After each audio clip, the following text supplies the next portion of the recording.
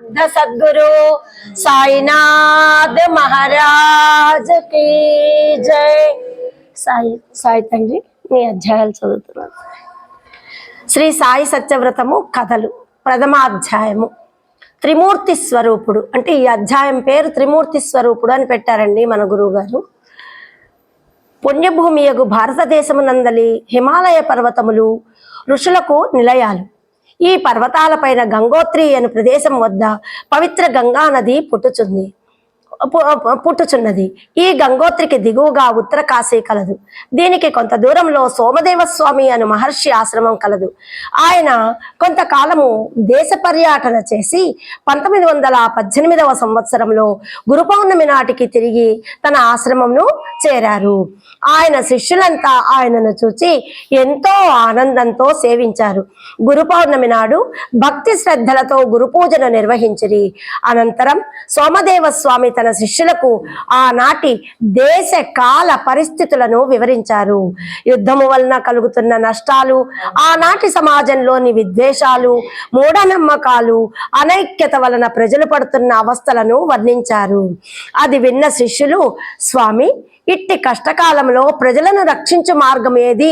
ప్రజలకు సత్యమును బోధించి సన్మార్గంలో నడిపించు వారెవరు లేరా అని ప్రశ్నించారు. అప్పుడు సోమదేవస్వామి శిష్యులతో, నాయనలారా, ప్రతి యుగంలోనూ ప్రజలకు సత్యాన్ని దర్శింపచేయుటకు, ధర్మాన్ని స్థాపించుటకు, సమతాభావమును పెంపొందించుటకు, శాంతిని నెలకొల్పుటకు భగవంతుడు అవతరించుచూ ఉండును. నేడు ఆ దేవాది దేవుడు షిరిడీ సాయినాథుని రూపంలో సమర్థ సద్గురువుగా భూమిపై అవతరించారు. ఆయన త్రిమూర్తి స్వరూపుడు, సాక్షాత్ పరబ్రహ్మ స్వరూపుడు. ఆయన పేరు పలికినంత మాత్రాన పాపాలు నశించిపోవును. ఆయనను దర్శించినంత మాత్రాన సకల కష్టములు తొలగిపోవును. ఆయనను ఆశ్రయించిన వారి రోగ బాధలు తొలగిపోవును. సకల సంపదలు కలుగును. శాంతి సౌఖ్యములు చేకూరును. ఆయన గురుతత్వమును వివరించదను శ్రద్ధగా వినుడు అని ఇట్లు చెప్పసాగెను. అంటే సోమదేవస్వామి ఆయన శిష్యులకు చెప్తున్నారు ఈ విధంగా. ఈ సాయినాథుని జీవితమే కాదు, పేరు కూడా విశిష్టమైనది. ఈ షిరిడి అను గ్రామము మన దేశమందలి మహారాష్ట్రమునందు కలదు. అక్కడి ఖండోబా మందిరంలో మహల్సాపతి అను పూజారి కలరు. అతను దైవభక్తుడే కాక సదాచార సంపన్నుడు, ఆత్మజ్ఞానమునకై తపించువాడు. అతడు ఒకనాడు పొడవాటి జుట్టుతో జోలె తగిలించుకుని మహా తేజస్సుతో వెలుగుతున్న ఒక యువకుని చూసెను. పరమేశ్వరులా వెలుగుతున్న ఆ యువకుని చూడగానే మహల్సాపతికి దివ్యానుభూతి కలిగెను. యువకుడు అతనికి సర్వవ్యాపకుడైన పరబ్రహ్మయే మానవ రూపం దాల్చినట్లుగా అనిపించెను. మహల్సాపతి ఆ యువకుని చూసి, సాయి రండి అని పలికెను. ఆ పేరే ఆ దివ్య స్వరూపమునకు స్థిరపడినది. గురువు త్రిమూర్తి స్వరూపుడని వేదములు తెలుపుచున్నవి. సాయిబాబా త్రిమూర్తి స్వరూపునిగా ఎలా అనుభూతులనిచ్చరో తెలిపెదను వినుడు అని ఇటులా తెలుపసాగెను. అంటే ఇక్కడ సోమదేవస్వామి తన శిష్యులకు చెప్తున్నారు, ఒక రకంగా మన గురువు గారు మనకి చెప్తున్నారు. షిరిడీలో సాయినాథుల వారు ద్వారకామాయి అను మసీదు నందు ఉండేవారు. వారి ఆశీస్సులతో ప్రజల కష్టాలు తొలగుచుండెను. ప్రతిరోజు ఎందరో భక్తులు బాబాను ఆశ్రయించి మేలును పొందేవారు. షిరిడీకి ప్రక్కన నీమ్గామ్ అను గ్రామం కలదు. ఆ గ్రామ భూస్వామి నానాసాహెబ్ డేంగలే. అతనికి 2 వివాహములైనను సంతానము కలగలేదు. తన జాతకములో సంతాన యోగము లేదని తెలిసి ఎంతో బాధపడుచుండెను. ఒకనాడు అతని అన్నగారైన బాబాసాహెబ్ డేంగలే తన తమ్మునితో ఇటుల చెప్పెను, తమ్ముడు, షిరిడీలో ఉన్న బాబాను అందరూ దేవుడని కొలుస్తున్నారు. ఆయనను ఆశ్రయించిన వారి కోరికలు నెరవేరుచున్న, గ్రహస్థితులను జాతకమును కూడా మార్చగల బ్రహ్మదేవుడే ఆయన అని అందరి నమ్మకము. నీవు ఆయనను వేడుకున్నా నీకు సంతానం కలుగునని తెలిపెను. ఇది విన్న నానాసాహెబ్ డేంగలే మనసులో నానాసాహెబ్ డెంగలే యొక్క మనసులో ఆశ చిగురించింది. అతను సాయిబాబా వద్దకు వెళ్ళి భక్తి శ్రద్ధలతో పూజించెను. సంతానం కొరకు ప్రార్థించెను. సాయిబాబా అతన్ని ఆశీర్వదించి పంపెను. బాబా ఆశీర్వాదంతో అతని దుష్టగ్రహ స్థితి తొలగిపోయెను. 1 సంవత్సరంలోనే అతనికి పుత్ర సంతానం కలిగెను. నానాసాహెబ్ డెంగలే బాబాను విధిరాతను మార్చగల బ్రహ్మగా గుర్తించారు. జీవితాంతం సాయి భక్తునిగా ఉంటూ సాయి సేవలో జీవించను. సాయి గొప్పతనాన్ని ఎందరికో తెలియపరచను. అలాగే ఎంబి రేగే అను హైకోర్టు జడ్జి ఉండారు. అతను ఎల్లప్పుడూ విష్ణుమూర్తిని ధ్యానించడివారు.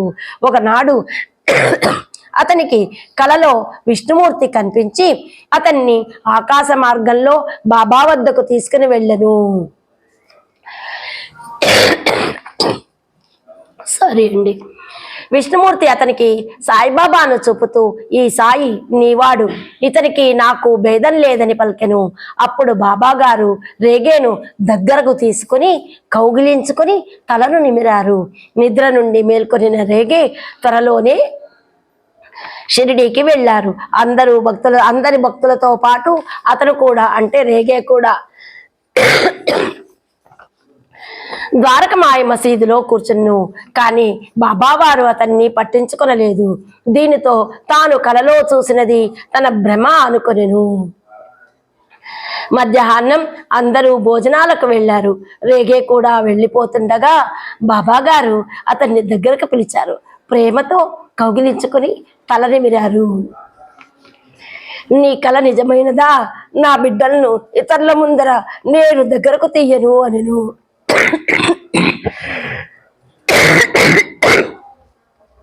సాయిరామ. దీనితో రేగేకు కన్నుల వెంట ఆనంద బాష్పాలు రాలెను. శరీరం పులకరించెను. బాబా పాదములపై వాలి నమస్కరించెను. నాటి నుండి అతను బాబాకు సంపూర్ణ భక్తునిగా మారెను. రేగే సంపూర్ణ భక్తునిగా మారిపోయారు. సాయిబాబాయే శ్రీ మహావిష్ణువు అని దృఢమైన నమ్మకమును ఏర్పరచుకొనెను.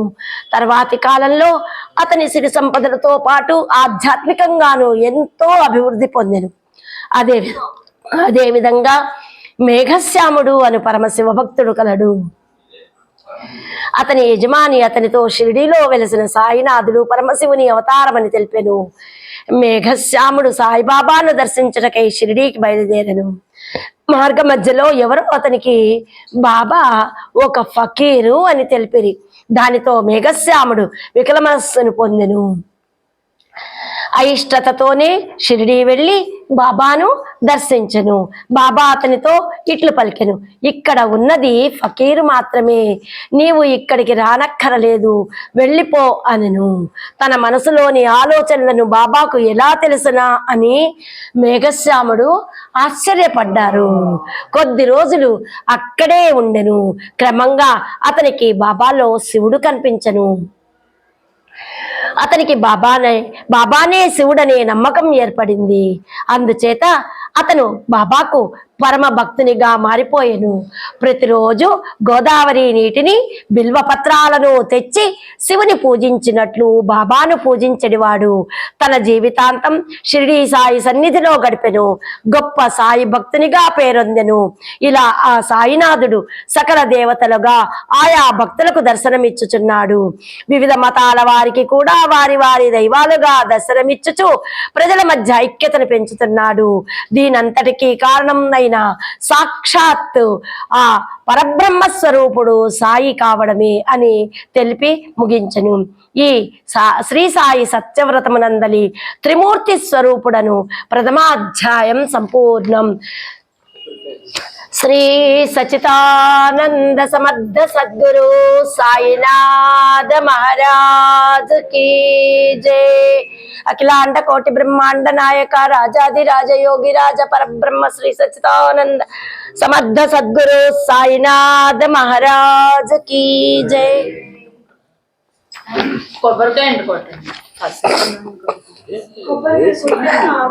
అవునమ్మా, కొబ్బరికాయ కొట్టడానికి రాయేం లేదు, దీని మీద కొట్టడం. అది ఓపెన్ చేయండి, దాంట్లో అది కొత్తది. సాయి సారీ అండి, మధ్యలో కొంచెం దగ్గు వచ్చింది. సాయిరామా సాయిరామ్.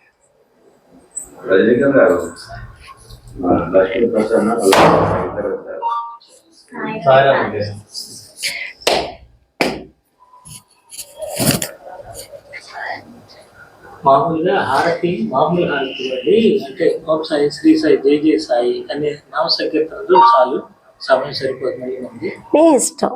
పూర్తి హారతి ఊరికే కర్పూరం వెలిగించమంటారా లేకపోతే చూపించండి.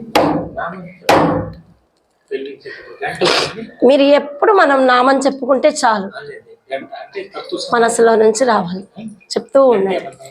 ఓం సాయి శ్రీ సాయి జయ జయ సాయి. ఇది పెద్ద తీసి పెట్టున్నాను, అదే నైవేద్యం వెలిగిస్తాను.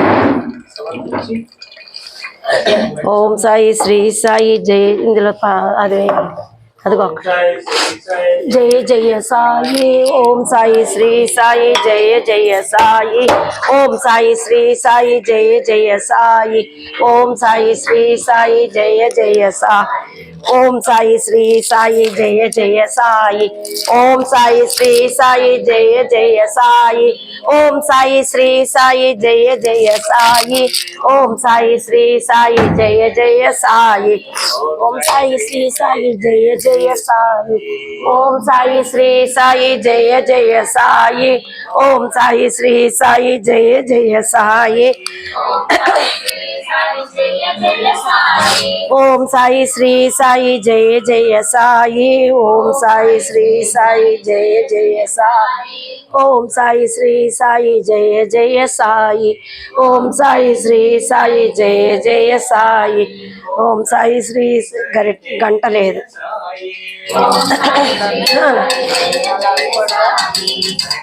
ఓం సాయి శ్రీ సాయి జయ జయ సాయి. ఓం సాయి శ్రీ సాయి జయ జయ సాయి. ఓం సాయి శ్రీ సాయి జయ జయ సాయి. ఓం సాయి శ్రీ సాయి జయ జయ సాయి. రాజ్ की जय.